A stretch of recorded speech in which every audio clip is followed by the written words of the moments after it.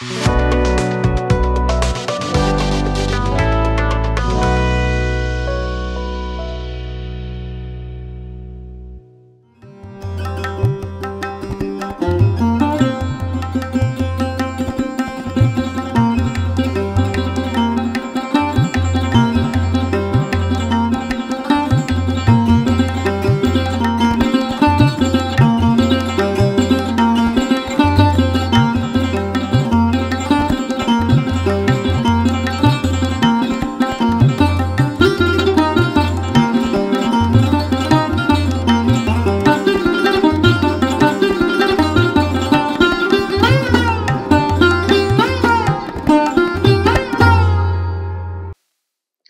जीशु ख्रीष्ट अति बहुमूल्य नाम आपण मान नमस्कार जनाए आज नुआ सकाल आसर कार्यक्रम स्वागत जनाऊँ। प्रभु आपण मान प्रत्येक को बाहुल्य रूपे आशीर्वाद करूँ। आज गोटे छोट प्रसंग प्रभु वाक्य रखापी चाहे। प्रसंगर शीर्षक है झगड़ार मूल कारण। झगड़ार मूल कारण आम घरे जो झगड़ा हुए, परिवार मध्य, अनुष्ठान मध्य, मंडली मध्य, देश मध्य जो झगड़ा होची, जो गंडगोल होची, मनोमालिन मतांतर होची, तार कारण कौन? What is the reason? या पछरे कारण कौन? ताहा टिके आमे चिंता करके देखिबा। आमोस भविष्य वक्ता पुस्तक तार 3 पर्व 3 पद लेखा जाउची, एक परामर्श नहिले कि 2 जन एकत्र गमन करिबे। एक परामर्श नहिले कि 2 जन एकत्र गमन करिबे। आमे 2 जन एकाठी काहे जाई पारुनु? एक परामर्श होई पारुनु। मत पार्थक्य होई पारे, मन पार्थक्य न हो, मतांतर होई पारे, भावांतर होई पारे, किंतु आमे एक परामर्श तो हेबा दरकार। परिशेष रे गोटे निष्पत्ति रे पहुंचीबा दरकार। आपण देखिथिबे अनेक थर कमिटी मीटिंग रे किछि मीमांसा हुए नहीं, से अशांति रे समाप्त हो जाए। पार्लियामेंट रे किए का कथा सुनती नहीं, परस्पर को विरोध करती से माने। एक परामर्श नहिले ए झगड़ा केमती समाधान हो? ए झगड़ार मूल कारण कौन? आमे केही कहारी को ग्रहण करबा पई इच्छा करूना।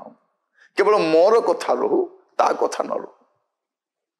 मु तांको बरदास्त करि पारु नाही, मु तांको सहयोग करि पारु नाही। मु भाबुची से मोर प्रतिद्वंदी। तो आम मध्यरे जो मत पार्थक्य रहउची ता मान को एक हेबा पई देई पारु नाही। ए झगड़ार मूल कारण कौन? मु ता ठारु जो को उन्नत देखाइबा पई चाहूची, ता ठारु मु सुपीरियर अटे। से मोर सामने रे किछि नहे। स्वामी स्त्री को मान्यता दियंती नहीं, स्त्री मध्य स्वामी को नहीं, किंतु एमाने केमिति घर चलेबे? आपण देखिबे अनेक परिवार स्वामी स्त्री मध्य से बाहागर हेला दिन रु आज जाए खाली अशांति, किए काको ग्रहण करिबे नहीं। फैन लगाइले झगड़ा, तुम्हें कहीं फैन चलेलो, मते फैन दरकार नहीं। चाह बनाइले जदि टिके मिठा हेले से कहे मु खाइबी नहीं, राग हेले मु खाइबी नहीं। बहुत मत पार्थक्य मध्य में बंचुछु। छोट छोट विषय रे आमे केही कहारी को ग्रहण करि पारु ना, आमे केही कहारी को सहयोग करि पारु ना। लेखा जाउछि, एक परामर्श नहिले कि 2 जन एकत्र गमन करिवे। एक परामर्श हेई पारु ना, एक मन हेई पारु ना, एक मत हेई पारु ना, एकाठी आसी पारु ना।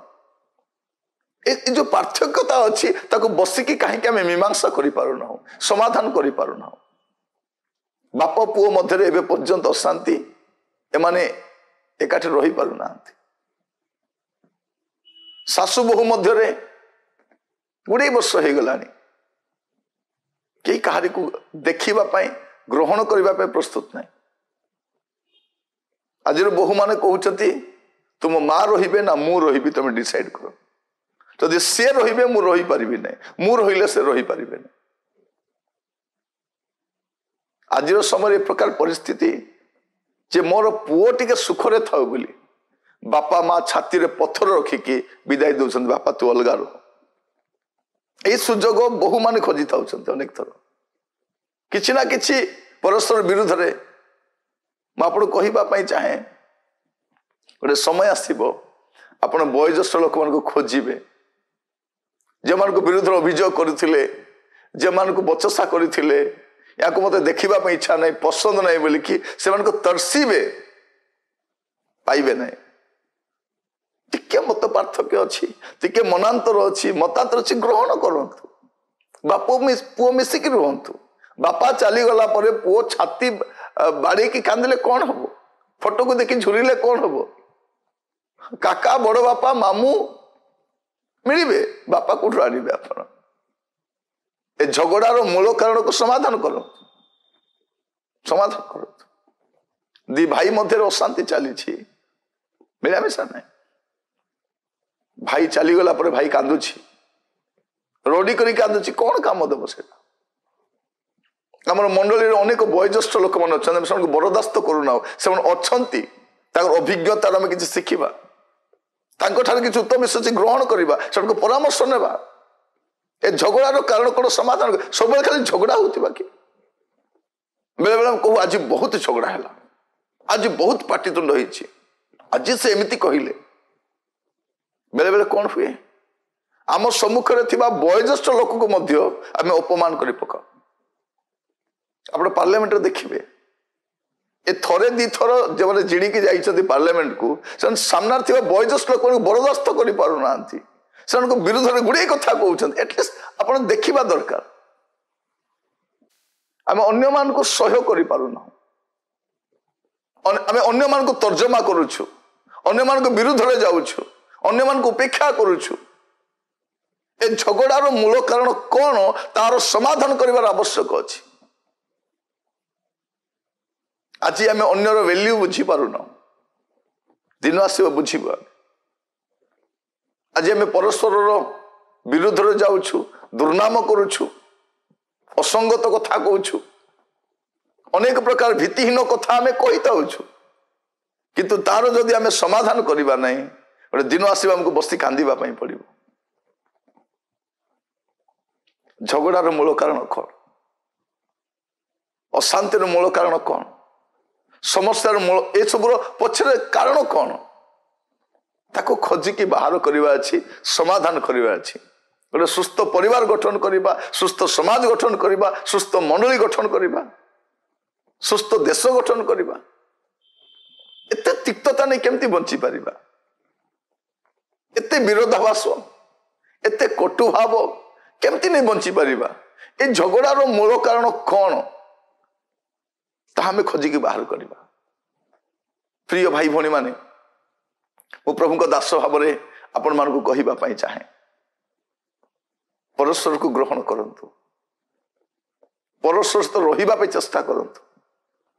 କାରଣ ସଙ୍ଗତି ଆମକୁ ମିଳିବ ନାହିଁ, କେହି ନା କେହି ତ ଦିନେ ବିଚ୍ଛିନ୍ନ ହେଇଯିବେ। ତାଙ୍କ ବିରହରେ ଆମେ ରାତି ଦିନ ବସି କାନ୍ଦି ଲାଭ ନାହିଁ। ବଞ୍ଚିବା ସମୟରେ ତାଙ୍କର ଉପସ୍ଥିତିର ଭ୍ୟାଲ୍ୟୁଟାକୁ ଆମେ ବୁଝିବା ଦରକାର। ଝଗଡାର ମୂଳ କାରଣ କଣ, ସମାଧାନ କରନ୍ତୁ। ପ୍ରଭୁ ଆପଣମାନଙ୍କୁ ଆଶୀର୍ବାଦ କରନ୍ତୁ। ପ୍ରାର୍ଥନା କରିବା।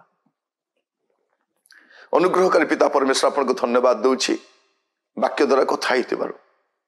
ପ୍ରଭୁ ଆମମାନଙ୍କ ମଧ୍ୟରେ ଅନେକ ମତାନ୍ତର, ମନାନ୍ତର, ମନମାଳିନ,